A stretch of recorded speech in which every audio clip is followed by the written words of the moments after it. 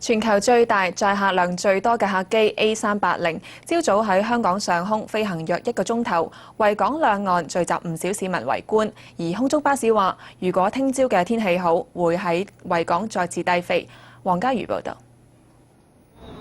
呢架長70幾米、最多坐840人嘅空中巨無霸，一飛入維港，攝影機聲響個唔停。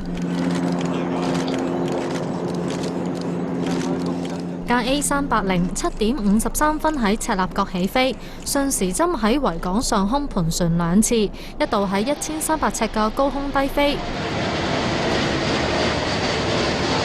比國際金融中心2期仲要低，距離國金只有大約500米。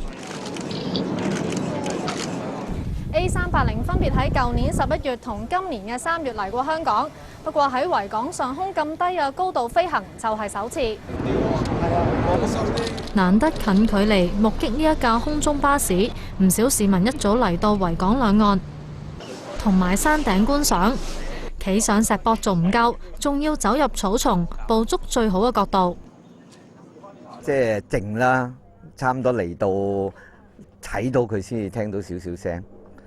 比啲直升機啊，周圍啲飛機都更加要靜。平時即係第時啦，我哋會再見到架飛機嘅時候呢，就會係有航空公司標誌噶嘛。呢一次係直頭係Airbus 嗰個 House logo， 咁會，所以我會覺得特別啲啦。同埋我哋唔會再見到飛到咁低噶啦，下次見到飛咁低應該係即係踩上新聞。今次 A380 嘅飛行示範係為亞洲航空展覽會揭序幕。目前最少有14間航空公司承諾購買 A380，其中新加坡航空將會喺下個月率先使用。Now 寬頻電視記者黃家瑜報道。